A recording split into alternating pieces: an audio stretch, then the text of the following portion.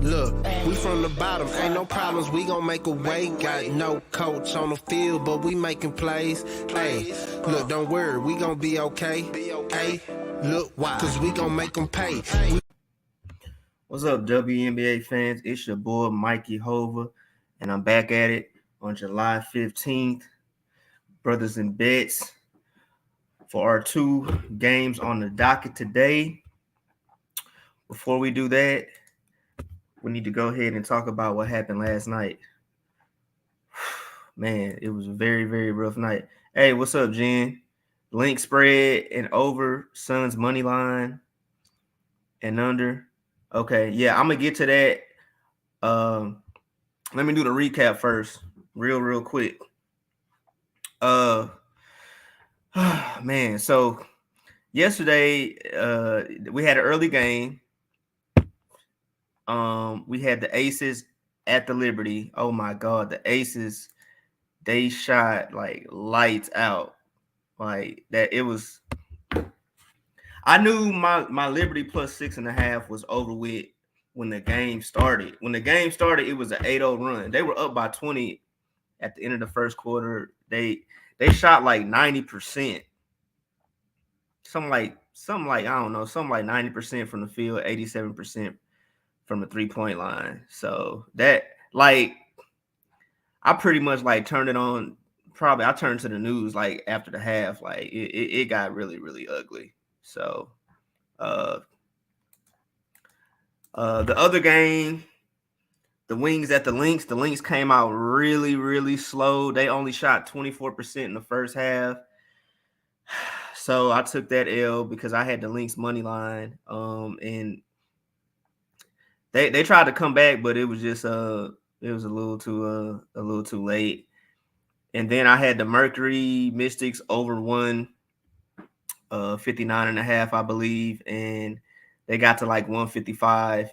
I felt like the Mercury that they were gonna put up points, but actually it was the Mystics. You know, they were the ones that they really couldn't score. Elena didn't really have a good shooting night, so that's pretty much what it was. You know, it was 0-3, and that brings me to after the break.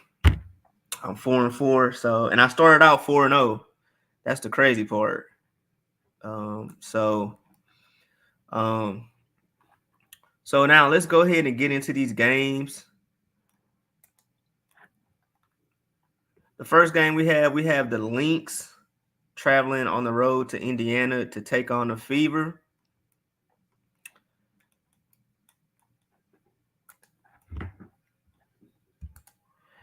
The Lynx are favored by 4. This is what you were asking about, Jen. For me, I'm gonna take the Lynx money line in this. I don't really want to deal with the 4.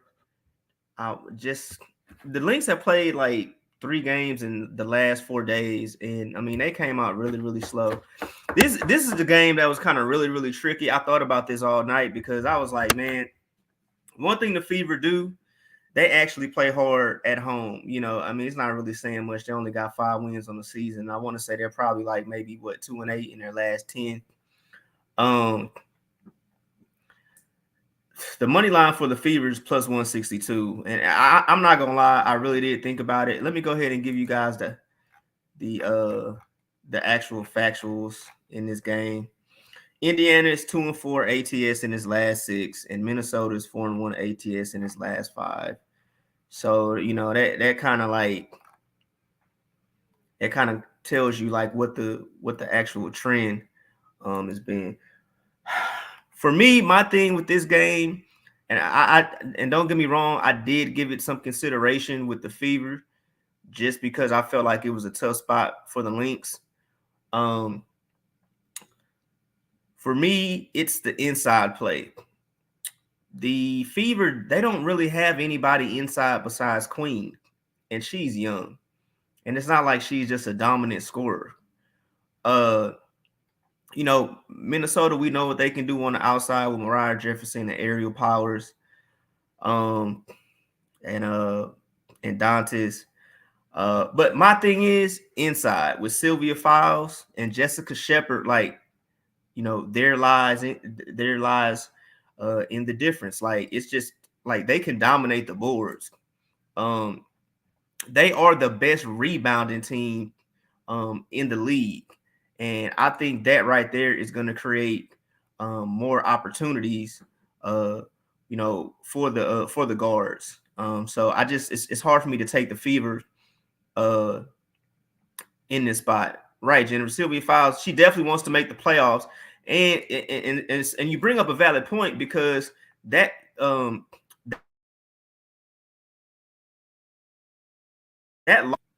you know, that really hurt them, because had they won that game, they would be in that number 8 slot. You know, so she definitely wants to make the playoffs. You know, instead of them taking over that number 8 spot, the Mercury took that spot over, and now the Lynx are number 11, just above the Fever. You know, so that's something that you guys are gonna have to think about. And you know, the Fever, they're very, to me, they are an exciting team to watch. But you know, they're real young. The team, they have like 6 rookies. And you know, their best player is Kelsey Mitchell. You know, she's averaging 19 and 4, and you know, I like what Alyssa Smith's doing. She's doing really good this year. 13 points, 8 rebounds. She's in a running for Rookie of the Year. She probably will come in second behind Ryan Howard. But the one thing that I noticed, what's up, Isaac? The one thing that I noticed about the Fever, and I want you guys to pick up on this. A lot of times they come out and they play well, but because their lack of experience, or their inexperience, shall I say, they tend to fade at the end of game. So you may look up and you're like, hey, they're winning or they're covering, and then you go into like the third quarter, or you go into the fourth quarter, and then they just can't execute. You know, four out of the WNBA's top 10 picks last year all came from the Fever. And Martinez, yes, you're right. And I'm glad you brought that up, because I stayed up really, really late last night. And that's what I was thinking about. That's why I was contemplating the Fever, because I was like, man, the Lynx are tired as hell. So I was really thinking like, yo, Fever plus 162, like it makes sense. It's a perfect spot, but I'm like, damn, like, you know, I feel like Indiana does have the fresher legs. Obviously, they have the younger legs, but my thing is just like lack of execution. You know, lack of execution, and I think it's going to be very, very difficult. Especially if Minnesota comes out. You know, if they come out guns blazing, you know, and you know, they might be tired, but eventually they'll get it together. And like I said, with Jessica, Shepard, and Sylvia. On the inside, yeah, right, Martinez. They don't know how to win, period. They only solid win came the very first game of the entire year, I believe. Of course, when I bet on the Sky, the very first game of the year, I bet it on the Sky, and I think that was, I got to go back and look, but I vividly remember the Fever beating them the first game of the year. I could be wrong. That's like really the only notable game. So, but let me go ahead and go to this injury report for you guys too, so that way we can make sure that everything is on an up and up. That's going to be very, very important. Hey, also, before we get to this next game, I want you guys to keep an eye out on Ryan Howard for Atlanta. She had a shoulder injury last game, and okay, so it's saying it right here. Howard will not play in Friday's game against the Sun due to a right shoulder injury. All right. Hey, I'm all over the Sun. Right. We're going to get into that game, but I just want to let you guys know, like, hey, I'm definitely all over the Sun, especially Howard's not playing, and we all know what the Sun brings to the table. So anyway, let me continue to look at the injury report. Hey, you guys, make sure that you follow up with me on Twitter at Mikey_Hova. I give you guys updates on the injury reports and the lines and things like that. Yesterday, originally, I had picked the Sparks +5. Apparently, of course, I was out of my mind, but before, like hours before game time, once I saw the injury report and I saw that Liz Cambage was out, then I said, no, I don't have a play on it. And it's a good thing because Liz Cambage was out, but also Nneka Ogwumike, like she was sick. And you could tell by the way she was playing. So I had to take that game off my list of picks. But other than that, everything else is pretty much the same. Lexi Hall is out for the Fever, but she doesn't really get any, playing time at all anyway.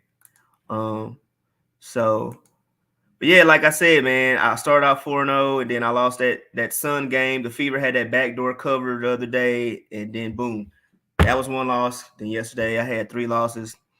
So 4-4 after the break, but hey, it is what it is. So I have to bounce back. Let me go to the comment section and see what you guys think about this Lynx Fever game. One thing I want you guys to understand, it's really everybody. So when I cap, of course, the main thing is for me to win, obviously, and for the audience to win. Okay.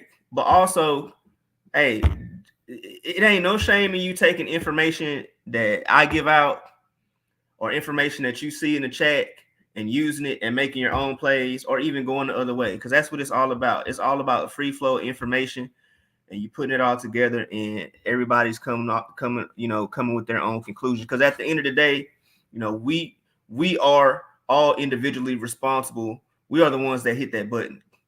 All right. So that's why I try to provide as much information as I can, for and against.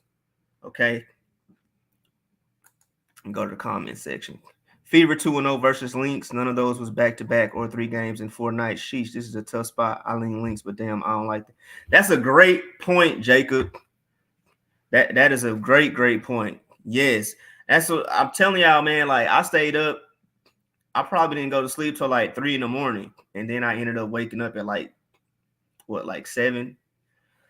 So I stayed up just really thinking about it. I mean, and you can tell by the line. If you look at the line, you can tell that this is like a tough, like fishy kind of like spot. Like, this is really kind of like the spot where you could say, okay, I'm taking the Fever money line at plus 162. I was really thinking that. I'm not gonna even front. I was really thinking that. But then I started thinking about the difference on the inside. And the Fever just don't know how to finish. Like, it's hard for me to take a team with 5 wins. And not only that, the 5 wins, but I just look at how they play. They struggle offensively. Defensively, they're definitely not good. And they take a lot of bad shots. And if Kelsey Mitchell is not scoring, that's like, she doesn't score, then it's a double-digit L for them, like, easily. You know what I'm saying? So, yeah, that's crazy, man. But that's why I went ahead and said Lynx money line. If y'all noticed that, like, I was like, man, nah, I ain't even playing around with no points. Like, I don't have time to be playing around with these points, especially what happened to me with that BS backdoor when the Fever covered at the last minute, shooting them 2 free throws. Like, that was just like, that was crazy, man. Also, another thing, real quick, before I go into this next game, the Commissioner's Cup, that's been set for a minute, but the actual date is here. So it's coming on July 26th at 8:30. I believe that's Eastern at 8:30 on Prime Video. We have the Chicago Sky versus the Las Vegas Aces. So that's going to be a really, really, really big game. I love watching the Commissioner Cup's game because you're going to get the best teams, and they're going to be very, very competitive. You're going to see some great basketball, and it's good for for charity and whatnot. All right, let me check the comment section before I move on. Yeah, Martinez and Lynx are a lot better than those last 2 matchups, though. Well, I want to say I know at least one of the matchups. Files, wasn't Files hurt? Wasn't she out? I don't know. I have to go back and look. But it definitely wasn't the same team, especially I think they played earlier in the year. Like this Lynx team right now is a very, very dangerous team. It's a very, very dangerous team. Jacob says best bet might be the over. My only thing with that is just that the Fever are iffy shooting. Okay, yeah, Files and McBride were out. Okay, thanks, G Martinez. Hey, that boy G Martinez is like he's like a co-host. He's an assistant coach. I appreciate everything that y'all bring to the table. Y'all make it a lot better for me, so I don't have to scramble and try to, look up certain things last minute. So that's what's up. So let's go ahead and move on to the next game. All right, we just got off the Lynx at the Fever. All right. We have the Connecticut Sun going into Atlanta to play the Atlanta Dream. -7.5 is the spread, is the line, and the over-under is at 156. So let me go ahead and talk some actual factuals with you guys. All right. Before I even get into the actual factuals, and I know, me, I like to keep things simple. Okay. We already know what Connecticut brings to the table. They're probably the deepest team in the WNBA. Okay. One of, for sure. We know what Jonquel does. We know what Brianna does. We know what Natasha does, especially since she took over for Jazz.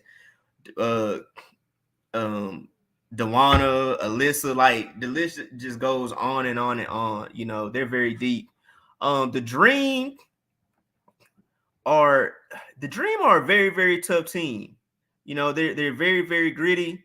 Their coach is a really, really, defensive minded coach. They can rebound. They're in the top 5 in rebounds. They're averaging 35 a game.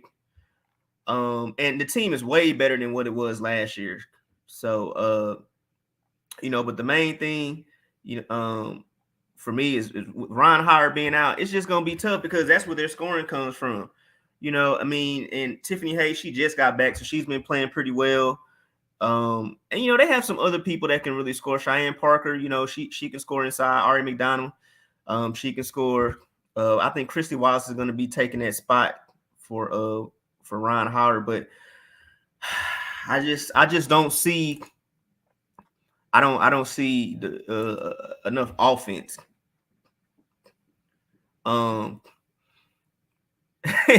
He said the Carrington that stat pattern. Man, did you see what Carrington did though? The last game, that like she shot a 3 when all they had to do was hold the ball and run the clock. Like that's what cost the spread. That allowed the Fever to cover. Dejanay Carrington, she comes down, they give it to her on the break. I mean, it ain't nobody around, but they already up. You up by like double digits. And she just shoot the 3, then of course she misses it, then they go down. Yeah. Once she shot a 3 and missed, guys, we've been sports betting for a long time. We can tell when the BS is about to happen. So yeah, that would be accurate, G Martinez. Definitely a stat pattern. The Dreamer head into the game with 10-13 record. They've defensively actually been pretty decent. They've allowed just a little bit, but they've allowed 80 points a game. Like I said, they're a real good rebounding team. But the Sun are very, very explosive on offense. They're averaging 84 points a game, and their road record is pretty solid. It's 7-5, and they're 15-8 on the year. Now, the only problem that I have with the Sun, and even though I talked about Carrington and what happened at the end, did you guys see what the Sun did last game? When they got up, they took the starters out prematurely. They took them out way too early, right? Because after they took them out, as soon as they took them out, the Fever made a quick run, and then they decided to put the starters right back in. So right there, that's telling me like, oh yeah, okay. Yeah, you took them out too early. Okay. Then they decide to, and then they take him out again, like 2 or 3 minutes left. They come in, they start turning the ball over. It's like, man, it was crazy. They were up by like 20 to 22 or something like that going into the fourth quarter. And then they just had a meltdown. So the reason I'm bringing that up is because sometimes they have an issue finishing at the end, and not just that particular game, and not just them finishing, but they also have a problem. I've seen the Sun come in certain games disinterested, and they just like get beat up on. And you're looking and you're like, what are y'all doing? Like, it's almost kind of like they're so good that sometimes when they come in the game, they just get disinterested. And then, and when they get disinterested, they don't lose by like 1 or 2. They lose by like 10 to 15. So that's one thing I noticed. And that's, it gets kind of hard. But, ultimately, I think after the break, it's looking like a lot of these elite teams are, no nonsense now. And they're like, hey, look, we don't have time for this, man. Like, it's time to go ahead and start flexing our muscle and showing what we can do. But yeah, so here are my plays for today. I have the Lynx money line, and I have the Sun minus 7.5. You guys let me know what you think. I'm gonna go ahead and open the mic up. If you guys have any questions, go ahead and post it in the chat. If you have anything, any suggestions for plays, go ahead and post it in the chat. I'm not really doing too much right now. Sounds like it's raining. I was supposed to go take my daughter to do some cardio training to get prepared for a track meet. I was gonna take her swimming, but that ain't gonna happen. It sounds like it's raining. So I got a few minutes to spare. Let's go ahead and hop into it. If anybody else has something to say. While I'm waiting, I'll go ahead and check the lines. Y'all make sure y'all tune in as well this evening around 3 Eastern. Me and T should be shooting. Jennifer, hey, the Lynx have never beat the Fever this season. That's even more of a reason for them to beat them today. It's still a tough spot. Oh yeah, thanks, Jacob. No doubt. I try to do the best that I can, man. It's everything is a work in progress. So, but I'm trying to have everything in order so that way when we get to the playoffs, get down to the nitty-gritty, then we can go ahead and cash. And I know it ain't a lot of sports going on right now. And to be honest with you, like baseball, I mean, I have nothing against baseball, but man, that what is so hard to bet on. Like, I love the game. I coach baseball. But just to bet on, it's like, so my thing was like, man, I know I wanted some action. And of course I love the game because I coached girls basketball the past 3 years. This upcoming year, I'm gonna be back on the boys side. But my thing is, and I just want everybody to see like how beautiful the WNBA game is. It's totally different from the NBA game. A lot of times if you go and you look at the comment sections and you see people who have no idea, who've never even watched the WNBA, and they'll make comment. Most of it is it'd be like like chauvinistic, ignorant males who know nothing about the game. They'll be like, oh, it's a waste of money. They can't play. They don't dunk. It's like, dude, come on, bro. Like, it's more to basketball than dunking. Like, if you actually sit and watch a WNBA game, you will appreciate the skills that these women possess and that they demonstrate, and that they that they put on for the world to see. We're talking about the best women's basketball players on the planet. So yeah, G Martina, just haterade stuff. Like, I saw a comment, the dude was like, oh, my son's elementary team would. I'm like, okay, dude. Like, yeah, sexist stuff basically. I'm like, all right, bro. Like, Like, yeah, just continue to grow. You know, I mean, they only had 12 teams. You know, and I'm not one of those people that say, "Oh, well, why they not making it the same as the guy?" I understand the business and the economic part of it. Like, I understand that, but man, when y'all get a chance, if y'all haven't, go back and watch on ESPN Plus 30 for 30 Dream. And I remember that growing up, like the best women basketball players on the planet didn't have anywhere to go after college. None of them had anywhere to go, like at all. You know what I'm saying? And it was crazy because they had to go overseas. They still have to go overseas. That's why BG's over there.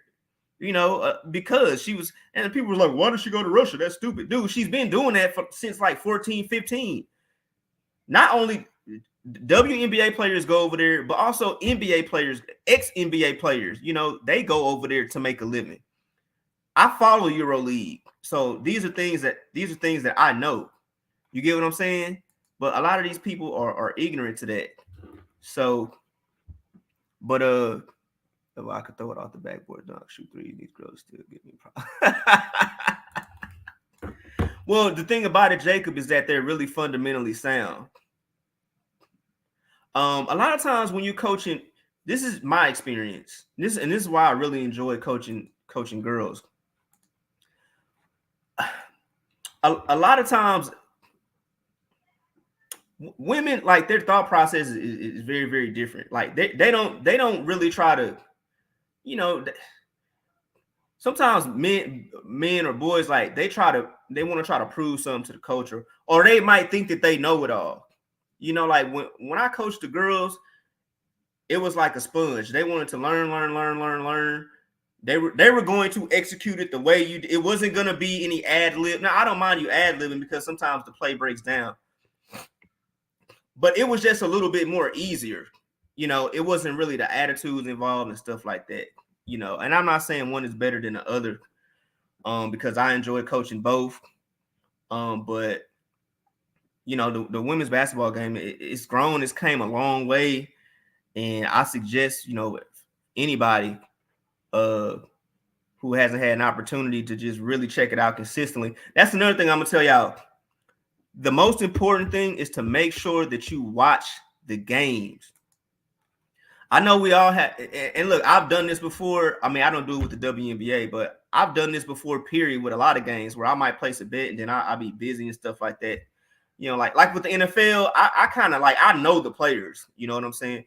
For WNBA, a lot of people don't really know the players, and it's not really that many players. You see what I'm saying? So if you go, the average maybe of 12 to each roster, 12 teams, that's approximately like 144 players. Maybe we have 150 at the max in the league. So it won't even take you that long really to learn the names. But the main thing is to learn the names. And the only way you're going to do that is to actually watch them play. And that's going to give you a feel of what each player can do and what each team can do. And the beautiful thing about it is that it's only 12 teams. So for me, that's why it makes it easier for me to cap. You know, I don't have to worry about the NBA with 30 teams. You know, I don't have to worry about keeping up all these teams, all these different players. The NBA, I just have to keep up with 12 teams. So, but anyway, let me go ahead and get back to the comment section. Let me put my free BG up.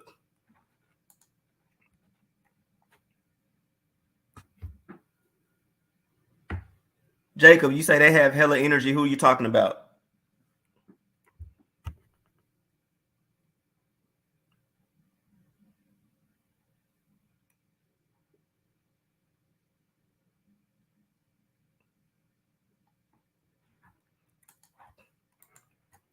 Go ahead and check this injury report real quick. Make sure everything is still updated.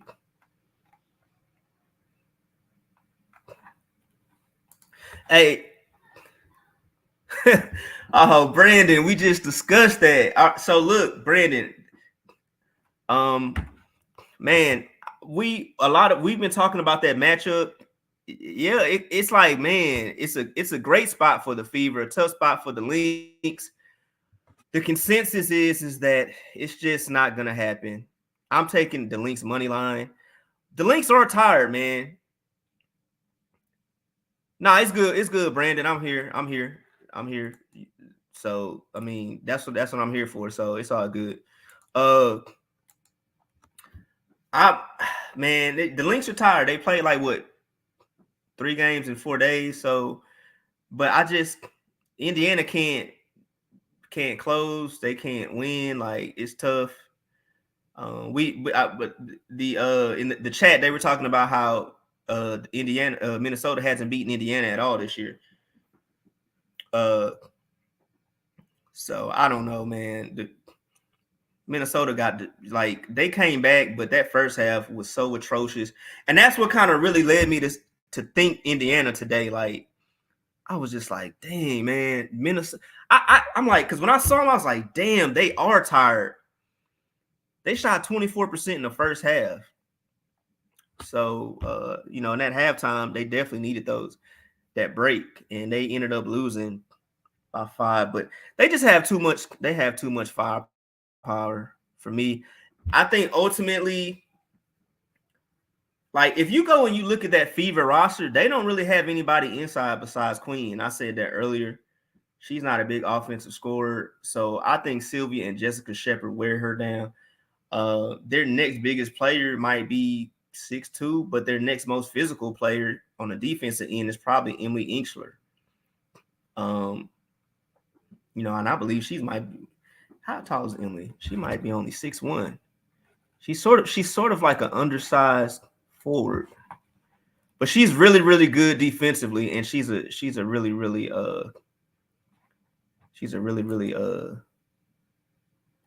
good passer.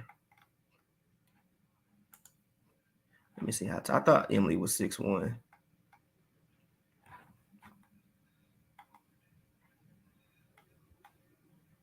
Yeah, Emily's 6'1", so she's kind of undersized, but she's pretty physical.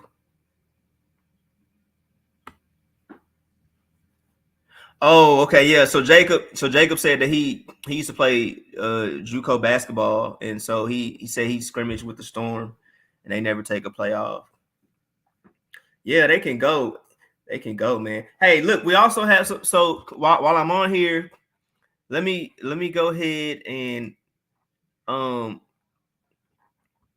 tap into a few things real quick so we can see.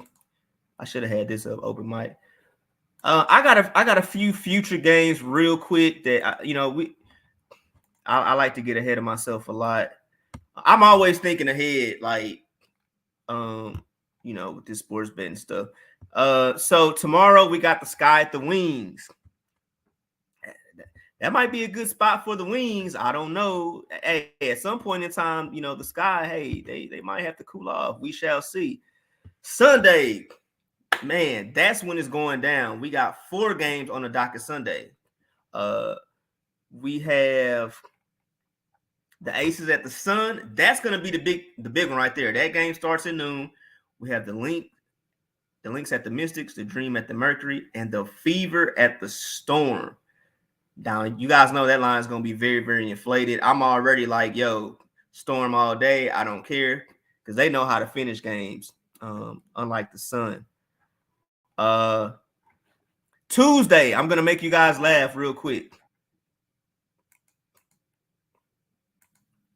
Comment section. Yeah, they are very, very deep. Look, so Tuesday, I'm going to make you guys laugh. Guess who plays at 10:30 a.m. on Tuesday? And guess who I won't be betting on? The New York Liberty play the Connecticut Sun in Connecticut at 10:30 a.m. on Tuesday. Well, we saw what happened yesterday, but they had a morning game. So yeah, I'm just kind of shooting the shit with y'all, and but I'm definitely gonna fade the Liberty. They seem like they don't wake up until like around like 3 or 4 o'clock in the evening. So Tay Jacob also Lynx will not take them light now, considering they already lost to him. So it's crazy, but I'm definitely with you on the Minnesota Lynx. Yeah, that's where I'm at too. All right, so let's go ahead and recap real quick. This is my record after the break. It's 4-4. Hopefully I can make it 6-4 today. You guys already know, like, it's crazy because for me, I can go on a run. I can go on a 7-0, 8-0, 9-0 run. But then it's like, damn, you know, I get those times where it's like it might happen a few times. 0-3. I'm like, God dang, like I can't stand those type of days. You know what I'm saying? So but let's try to shoot for a 2-0 today. A 2-0 day today. And here are my plays. I got the Lynx money line, and I have the Sun -7.5. I'm gonna look at this injury report real quick one more time. I always keep my eye on that injury report, guys. Hey, guys, make sure that y'all follow me at Mikey_Hova on Twitter. Check out our YouTube channel, Brothas N Bets. And it's the same thing on Twitter. I am a part of Brothas N Bets. And we cap pretty much damn near everything. You know, y'all need to tune in to Marley Bets, his show. He shoots an MLB show like every day. And, you know, it's baseball going on every day. So I'm sure he's going to be shooting a show today. And, you know, once football comes up, you know, between him, coach, and me, you know, we be killing it. You know what I'm saying? But yeah, guys, so that is pretty much all I have. If you need to reach me, go ahead and feel free to DM me. I don't have a problem with that. You know, I'm always gonna respond. So okay, I'm just trying to make sure this is not gonna change. Yeah, I'm always gonna respond. All right, so I'm always here if you guys need me. I typically respond fast, but you know, sometimes I be tied up, you know, doing things with my daughter. She's in sports, and you know, just everyday family life and stuff like that. But anyhow, guys, hit me up if y'all need me. I'm out.